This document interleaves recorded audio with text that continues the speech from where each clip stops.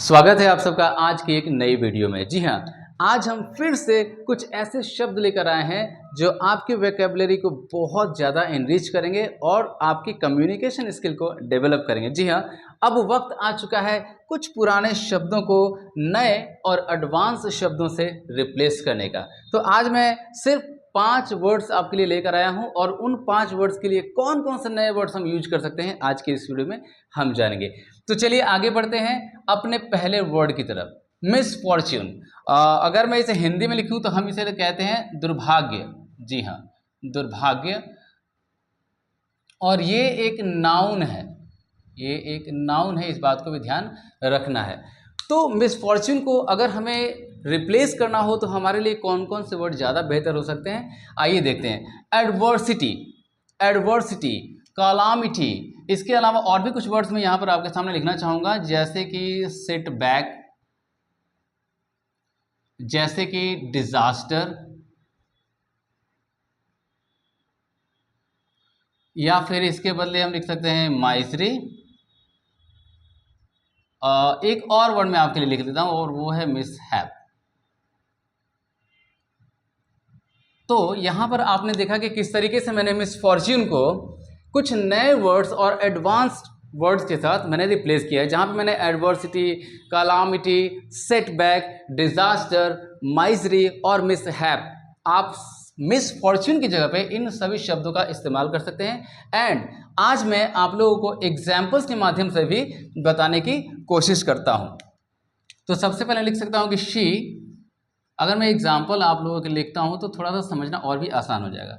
C enjoys the misery या फिर misery of others. कई बार कुछ लोग ऐसे होते हैं जो दूसरों के दुर्भाग्य को या दूसरों के बुरे वक्त को बड़ा इंजॉय करते हैं। तो यहाँ पर मैंने वही लिखा है, she enjoys the misery of others. वह दूसरों के दुर्भाग्य को बड़ा इंजॉय करती है। और अगर मैं इन्हीं में से कोई एक और वर्ड लिखूं तो लिख सकता हूं कि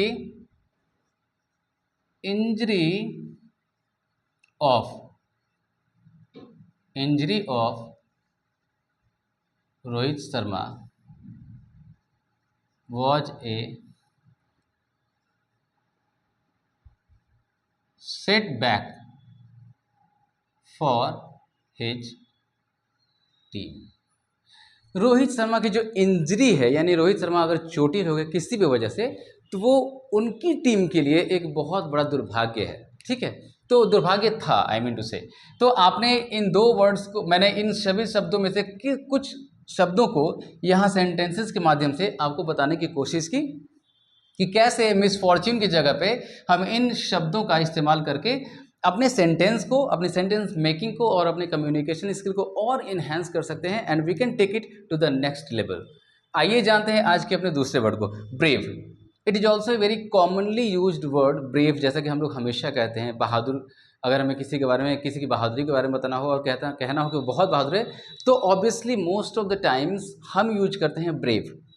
but it's right time to replace this word with some of the newly coined words, like मैंने यहाँ पर लिखा है एक वर्ड courageous। अब आते हैं, अगर इससे भी बेहतर हमें कोई वर्ड लिखना होगा तो हम क्या लिख सकते हैं? हम लिख सकते हैं gallant, हम लिख सकते हैं fearless, हम लिख सकते हैं heroic, हम लिख सकते हैं macho। आप लोगों ने माचो मैन की कहानी जरूर पढ़ी होगी जहाँ तक मुझे लगता है। और एक शब्द मैं आपको और लिखवा दूँ और वो हो सकता है मेरे हिसाब से एडवेंचरस। जैसा मैंने courageous, Gallant, fearless, heroic, macho, adventurous. इसके अलावा लॉयन हार्टेड भी एक वर्ड यूज किया जा सकता है ब्रेव की जगह पे। अब अगर मैं इन शब्दों को सेंटेंसेस के माध्यम से आपको बताने की कोशिश करूं तो I think it becomes easier for you to understand कि कैसे हम इन शब्दों को अपने सेंटेंस मेकिंग के लिए इस्तेमाल कर सकते हैं। आइए कुछ सेंटेंसेस के माध्यम से मैं आपको बताने की कोशिश करता हूं। जैसा कि मैंने एग्जाम्पल में लिखा है, PM should have taken, heroic, या फिर लिख सकते हैं फियरलेस।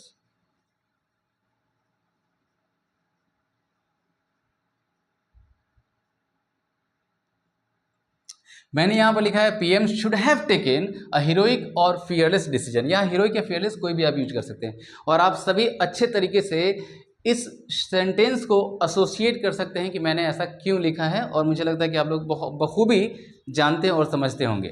अब अगर मैं दूसरा एक सेंटेंस आप लोग को लिखकर दिखाऊं तो वो हो सकता है जैसे our soldiers, are truly gallant. या फिर आप यहां पर लिख सकते हैं करेजियस।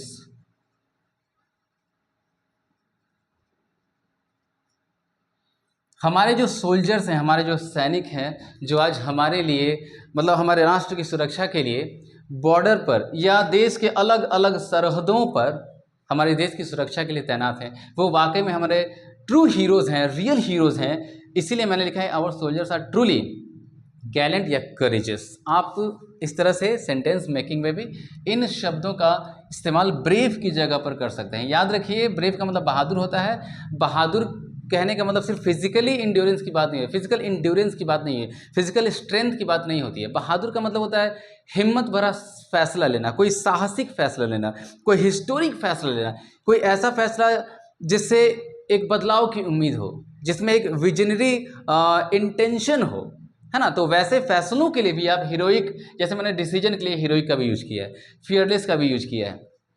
तो बहादुर का मतलब सिर्फ फिजिकल स्ट्रेंथ की बात नहीं होती, कई बार हिम्मत भरे साहस भरे फैसलों के लिए भी हम फियरलेस या हीरोइक का इस्तेमाल कर सकते हैं। एडवेंचरस, एडवेंचरस का मतलब भी बहादुर होता है, लेकिन एडवेंचरस का इस्तेमाल अगर करना हो बहादुर के लिए तो हम कुछ जैसे कुछ ऐसे काम कोई व्यक्ति करता हो जो कह सकते हो कि out of the moon, out of the blue होता है। जैसे कि आम आदमी जो है बाइक से स्टंट नहीं कर सकता है, कुछ लोग ऐसे होते हैं जो बंगी जंपिंग वगैरह नहीं करते हैं, जो बहुत ज़्यादा ऊंचाई से जंप नहीं कर सकते हैं, या स्विमिंग पूल में स्लाइड नहीं कर सकते हैं। तो कुछ लोग ऐसे होते हैं जिनके लिए ये काम बड़ा ही आसान होता है और वो बड़ा इसको एंजॉय करते हैं। वैसे लोगों को आप एडवेंचरस भी कह सकते हैं। तो बहादुर का मतलब सिर्फ फिजिकल स्ट्रेंथ की बात नहीं होती, ये बात भी आपको समझनी जरूरी है। अब आते हैं आज के अपने तीसरे वर्ड की तरफ, जो है रिजल्ट। रिजल्ट मतलब परिणाम। आप सभी परिचित हैं, इस शब्द से बखूबी परिचित हैं।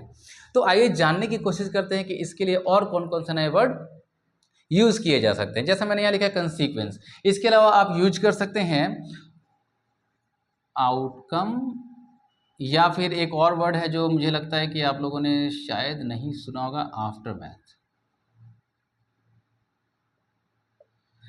आफ्टर मैथ, अब ये थोड़ा सा सुनने में लगता होगा कि सर ये मैथ के बाद, ऐसा कुछ नहीं है, बल्कि रिजल्ट यानी परिणाम को हम कंसीक्वेंस, आउटकम या आफ्टर मैथ का भी से भी रिप्लेस कर सकते हैं। अब आप लोगों को लगता होगा कि परिणाम का मतलब, चूंकि रिजल्ट से हमें ऐसा महसूस होता है कि हमने कोई परीक्षा दी है और उस परीक्षा में हम किस तरह के हमें अंक प्राप्त हुए उसी को परिणाम कहते हैं, लेकिन ऐसा नहीं है।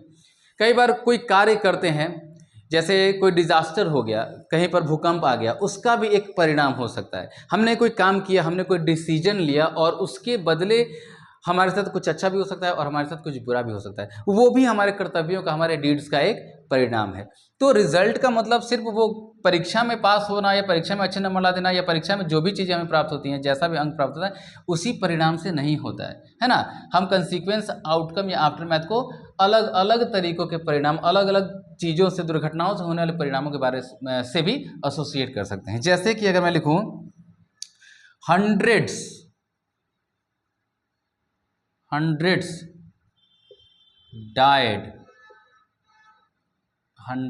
died in the aftermath of war।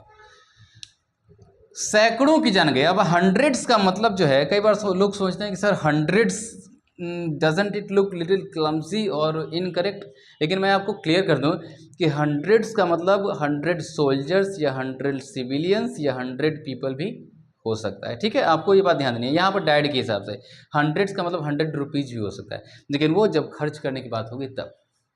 तो मैंने यहाँ लिखा hundreds died in the after math of war, यानी कि युद्ध के परिणाम की वजह से या युद्ध में जो परिणाम निकला उस परिणाम में सैकड़ों लोगों की जान गई, सैकड़ों ने अपनी जान गंवाई।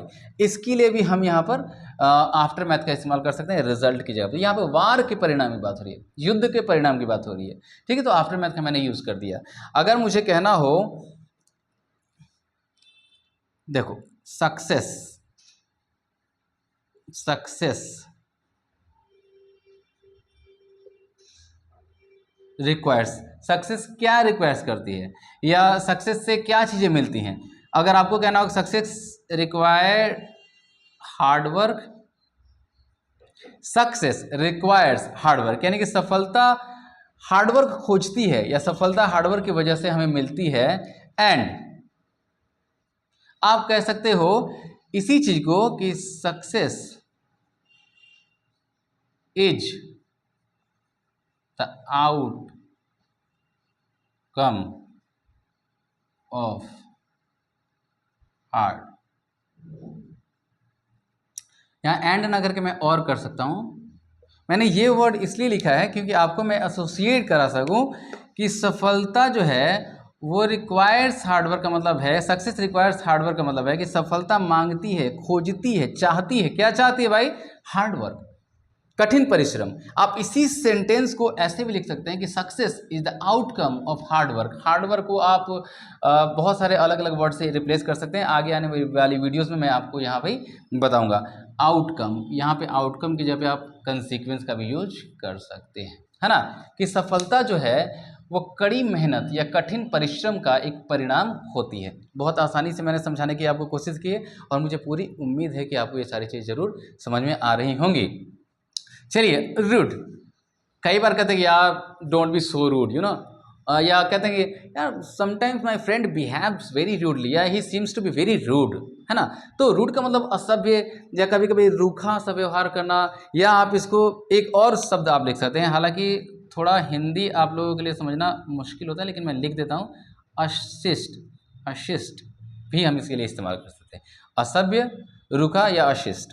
अब इंग्लिश में मैं इसे प्रिमिटिव कह सकता हूँ, मैं इसे एक और वर्ड में लिखता हूँ क्लमजी, क्लमजी लिख सकता हूँ।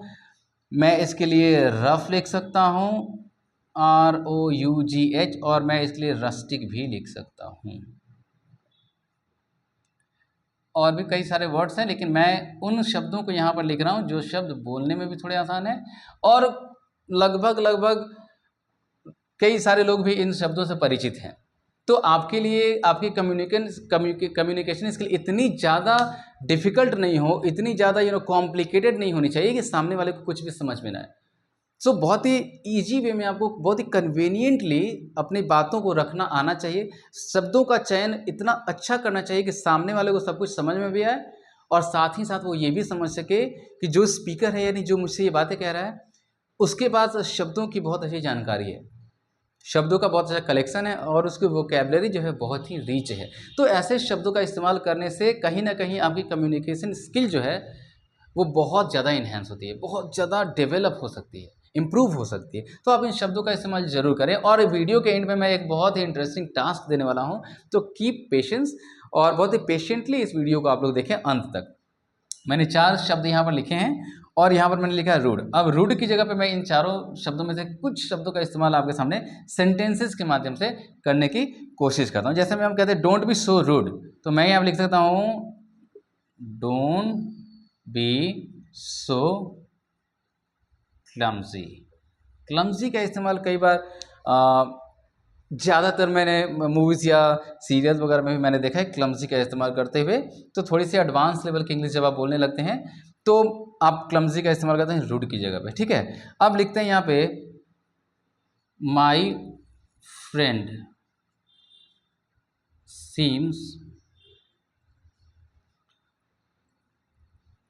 लिटिल प्रिमिटिव, या फिर rustic. My friend seems little primitive, rustic. आप यहाँ पे लिखते at the moment, at the कभी कभी at some point of time आपका दोस्त या कोई भी बड़ा ही अजीबोगरीब व्यवहार कर सकता है। थोड़ा सा आपको लगता है कि यार ऐसा तो ये कभी करता नहीं, इस तरीके का नेचर इसका है नहीं, बट सब कभी कभी कुछ कंडीशन ऐसी हो सकती हैं। तो मैंने लिखा माई फ्रेंड सीम्स, सीम्स मतलब प्रतीत होता है या लगता है, लिटिल प्रिमिटिव, थोड़ा प्रिमिटिव या रस्टिक। और प्रिमिटिव रस्टिक का मतलब थोड़ा सा आप कह सकते हो कि वैसे ये शब्द मुझे कहना अच्छा नहीं लगता, लेकिन थोड़ा सा गंवार जैसा व्यवहार करना, मतलब ऐसा व्यवहार करना जो उसके लिए अननेचुरल हो, है ना, और ऐसा व्यवहार वो करता है, तो उसके लिए आप रस्टिक का इस्तेमाल भी कर सकते हैं, है ना। जैसे मैंने यहाँ प्रिमिटिव और रस्टिक लिखा है। आप यहाँ पर चाहें तो क्लमजी का इस्तेमाल मैंने ऑलरेडी कर दिया है, तो यहाँ पर आप रफ भी लिख सकते हैं। ये आपके ऊपर डिपेंड करता है कि आप इन शब्दों का चयन किस कंडीशन में, किस तरह से अपनी राइटिंग स्किल और अपनी कम्युनिकेशन स्किल को इन्हेंस करने के लिए करते हैं। तो आपको कहीं ना कहीं you need to use all these words in your sentence और your communication skill, because if you are not going to start using these words in your communication skill या for your communication skill, I don't think that watching this video is gonna help you।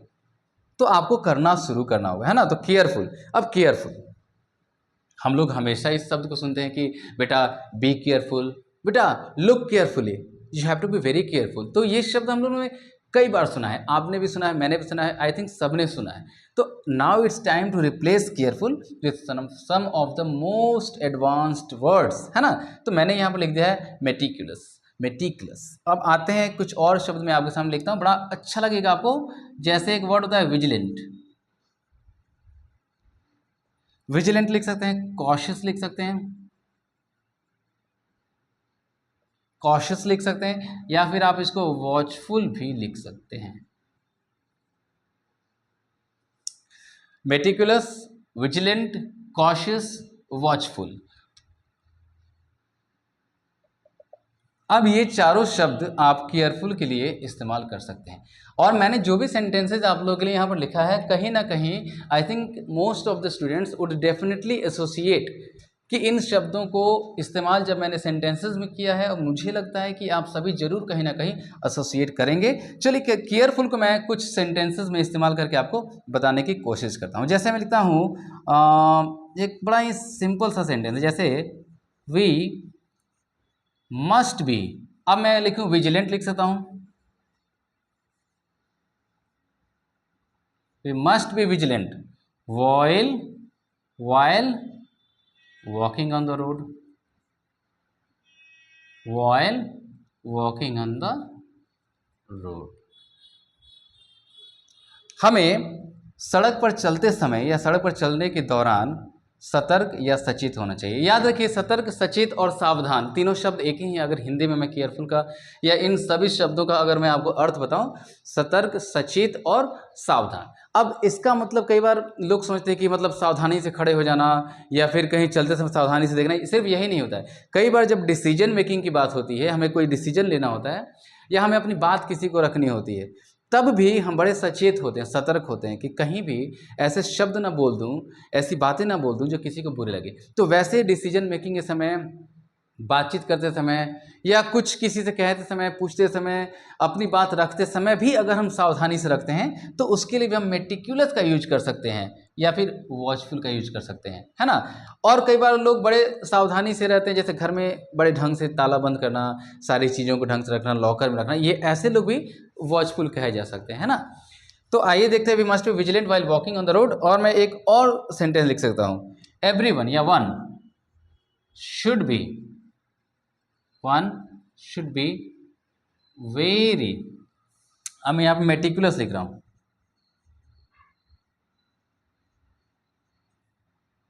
One should be very meticulous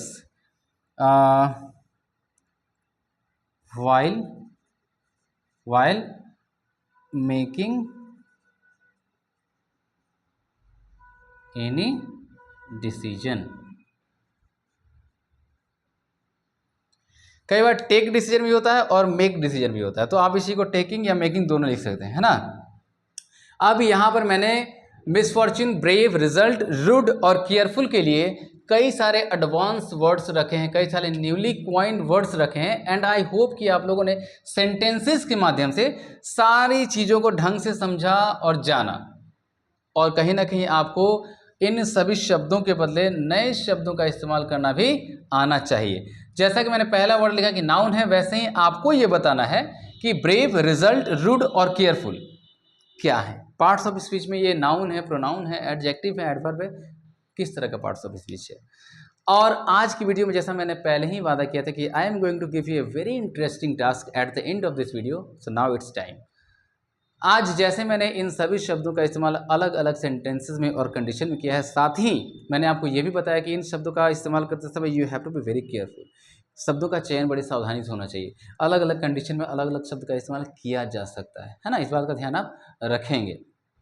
तो आज का ये task है मेरे सभी viewers के लिए, मेरे सभी स्टूडेंट्स के लिए जो मुझसे प्यार करते हैं और जिन्हें मेरी टीचिंग एबिलिटी बहुत अच्छी लगती है, उनके लिए ये टास्क है कि इन सभी शब्दों को आप इन सभी नए शब्दों से रिप्लेस करके कुछ नए सेंटेंसेज कमेंट बॉक्स में ज़रूर लिखेंगे। तो इसी उम्मीद के साथ कि आप सभी मेरी इस बात को मानेंगे, सोचेंगे और समझेंगे, जानेंगे इन सभी शब्दों को। एक बार स्क्रीनशॉट भी आप लोग ले लीजिए। मैं थोड़ी समय के लिए यहाँ से हट जा रहा हूँ, आप स्क्रीनशॉट जरूर ले लो और इस टास्क को आप जरूर कंप्लीट करेंगे। कमेंट सेक्शन में मैं इंतजार करूंगा आप सभी के नए सेंटेंसेस का और इन नए वर्ड्स के यूज का इंतजार रहेगा। Thank you so much for watching this video. मिलते हैं आपसे अगली वीडियो में एक नई इंटरेस्टिंग और इंफॉर्मेटिव कंटेंट के साथ। Thank you so much guys.